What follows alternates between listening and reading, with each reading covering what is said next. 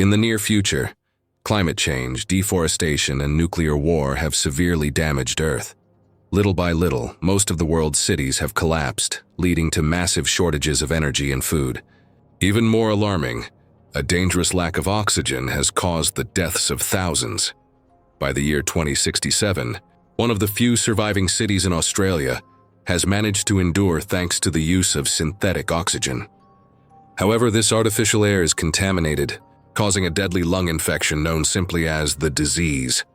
In this city, Ethan White and his best friend Jude work as public utility laborers, maintaining the neutral reactor that keeps the city's power running. One day, a coworker says he can't come to work, so Ethan volunteers to take his shift in exchange for extra oxygen credits. Despite this, the foreman ends up firing the poor man anyway. On his way home, Ethan passes a protester speaking out against the oxygen industry. Suddenly, the recently fired worker confronts Ethan, begging for a job because his children are sick with the disease. Before anything else can happen, the protester bursts into flames, shocking everyone around. Later that evening, Ethan watches the news and learns that the protester set himself on fire to mourn the death of the last living plant on Earth. The reporter also mentions the recent death of Richard White, the chief scientist of Chronocorp, and Ethan's father. Disturbed, Ethan switches off the TV. Soon after, his wife Xanthi comes home, and he gives her a new oxygen mask. They joke for a moment, but suddenly Xanthi vomits blood, revealing she's infected. She insists she's fine, but Ethan is clearly worried. Sometime later, Ethan is summoned to the headquarters of Chronocorp, with Jude accompanying him. There they meet Regina, the company's director of technology, who explains that Ethan might be the key to saving humanity. She takes them to a lab, where they reveal a time machine called Chronicle. Invented by Richard White 20 years ago, the scientists have been able to send small objects, like a watch, a few minutes into the future. But more importantly, they once transmitted radio waves and received a message from 400 years ahead, containing only the words, "Send Ethan White." Regina theorizes that people in the future have found a cure for the disease, and that they'll only share it with Ethan. However, the team doesn't yet know how to bring him back once he's sent. Ethan will have to find whoever sent the message to return home. After the meeting, Ethan and Jude go to a bar. Ethan doesn't want to leave Xanthi behind, but Jude reminds him that staying means her death, while going might save her. When Jude mentions Richard, Ethan bitterly recalls how his father disappeared years ago after strapping a strange device onto his 8-year-old son's wrist. He believes his mother would still be alive if Richard hadn't abandoned them, and refuses to repeat the same mistake with Xanthi. That night, Ethan remembers his 8th birthday. He waited all day for his father, who arrived late with a mysterious box. Richard put the boy's hand inside it, and suddenly a metal bracelet snapped shut around his wrist, cutting into his skin as he cried in pain. Richard coldly told him it would never come off and left the house, ignoring his wife's pleas. Determined, Ethan returns home to tell Xanthi about Chronocorp's plan. He doesn't want to leave, but she tells him not to use her as an excuse, and to have faith. Later, on the rooftop, Ethan stares out over the dying city, desperately trying to remove the bracelet as he remembers the day his mother died in the streets. That was when Jude found him and shared his oxygen mask, saving his life. In the present, Ethan screams in anguish and finally makes his decision. The next morning, he leaves a flower for Xanthi with a promise to return, unaware she's awake and crying. When he arrives at Chronocorp, he strikes a deal with Regina. He won't go unless Xanthi receives the first dose of the cure. Regina agrees. In the lab, scientists explain how to use the specialized suit and a small handheld computer called ART. Jude appears to support his friend, promising to take care of Xanthi. Once ready, Ethan steps into the machine. Electricity crackles around him and a surge of power launches him through time. A ripple tears through the sky, and Ethan hurtles downward, crashing into the middle of a dense rainforest before losing consciousness. When he wakes up, his suit is burning. He quickly tears it off and crawls away just before it explodes. Ethan's body soon needs to adapt to sunlight and clean oxygen, elements that have allowed vegetation to fully regenerate across the land. After admiring the beauty of nature for a while, he uses Art to check his location, but the device can't connect to any satellites. Ethan then releases a magnetic probe into the ground, allowing Art to detect nearby structures. Following its guidance, he heads toward the closest facility. At the entrance, Ethan is startled to find a skeleton with a hole in its skull, but the real shock comes when he realizes the skeleton is wearing a suit labeled with his own name. Beneath some leaves, he also finds a rusted version of Art and Richard's bracelet still attached to the corpse's wrist, its green light still glowing. Horrified, Ethan realizes that this must be his own body, meaning he is destined to die on this mission. Panic overtakes him, but after calming down, he tries to open the facility doors to no avail. He then asks the rusted Art to play its last recording. The damaged device replays a distorted voice saying that it's better this way. No one will have to suffer anymore. Two voices argue, followed by a gunshot. The battery dies and the old Art shuts down. Ethan notices a wire coiled around it and decides to use some from his own suit, wrapping it around his Art to amplify the signal. This allows the device to finally detect a beacon signal. Following it through the forest, Ethan discovers 2 oxygen dispensers but no people. Later that night, he builds a small campfire with Art's help. After some effort, he manages to light it and finds a few berries nearby, though Art can't identify them. Ethan eats one but spits it out, disgusted by the taste. Curious about his time period, he asks Art to analyze the constellations. Confirming that it's the year 2474, the sight reminds him of how he used to watch the stars with Richard as a child. The memory fades as Ethan begins, feeling sick, vomiting and hallucinating while a storm brews overhead. Suddenly, he sees a ball of light crash near his camp, and as his vision blurs, he spots a man running toward him and stabbing him in the chest. Moments later, Ethan wakes up. The attacker was actually Jude, who injected him with medication to neutralize the poison from the berry. The next morning, Jude explains that Chronocorp has been monitoring Ethan's vitals and saw that he was dying. Using the last of their power, they activated the Chronicle machine one final time to send Jude to rescue him. Ethan shows Jude the skeleton he found, but Jude refuses to believe it's him. Using Art to trace the beacon, they eventually locate another underground facility. The system scans Ethan's eye and immediately unlocks the door. Inside, it's pitch black, except for a glowing screen that displays Ethan's name. Both men are stunned when they realize they're standing in Chronocorp's old laboratory. The computer voice announces, "Portal opening in 4 hours."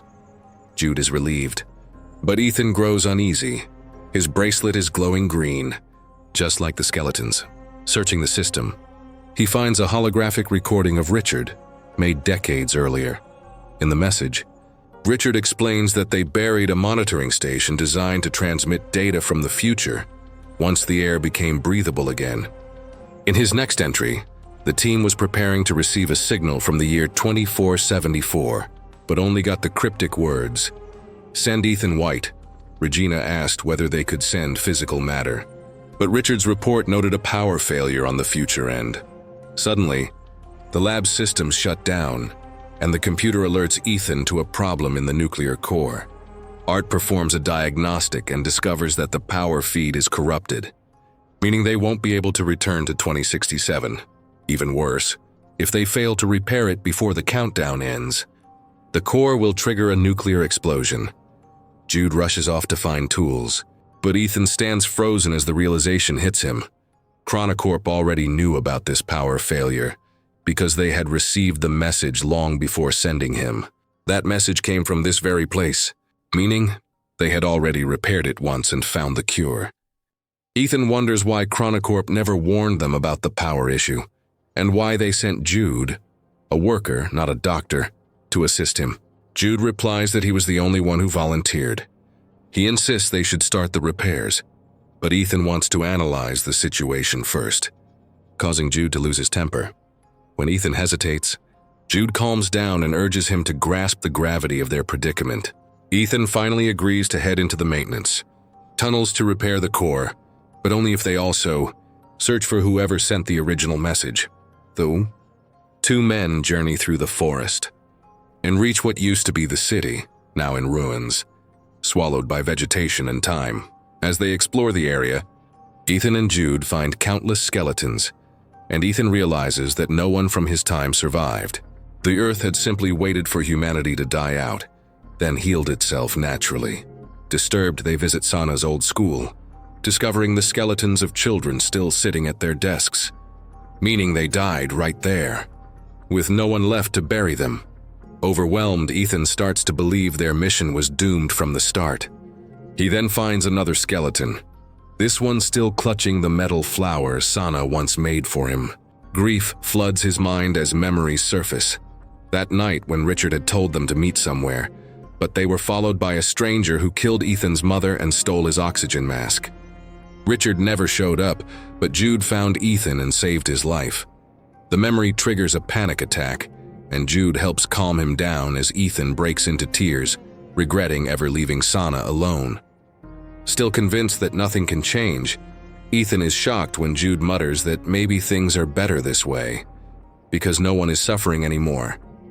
Those were the exact same words Ethan heard earlier from the Rusted Arts recording. To confirm it, Ethan replays the old recording and realizes that the argument ends with Jude shooting him. At that moment, Jude draws his gun, and Ethan demands to know why he has it. After all, there's nothing to fight here. A heated confrontation follows until Art interrupts, reminding them that only 2 hours remain before the nuclear explosion. Jude drags Ethan into the tunnels, where they discover the nuclear core is fried. They'll have to reroute power manually. Their first attempts fail, and the system initiates an automatic security lockdown, sealing the doors. Jude wedges a metal bar to keep it open, but when the computer announces the chamber requires depressurization, Ethan removes the bar, trapping Jude outside to save his life. Ethan then activates the oxygen purge, restoring power, but the process knocks him unconscious. Desperate, Jude breaks the glass barrier, allowing oxygen to flow back into the chamber and revive Ethan. Later, the two return to the lab, realizing they have only 37 minutes before the portal activates. Ethan opens a nearby door and finds himself standing before the skeleton again, fully accepting that this is his inevitable fate. While swapping the batteries between the two arts, Ethan accuses Jude of planning to shoot him. To prove it, he makes the Rusted Art replay the final recording. It shows Jude pointing a gun at Ethan and begging him to just react. Jude insists he never meant to kill him, and they argue once more.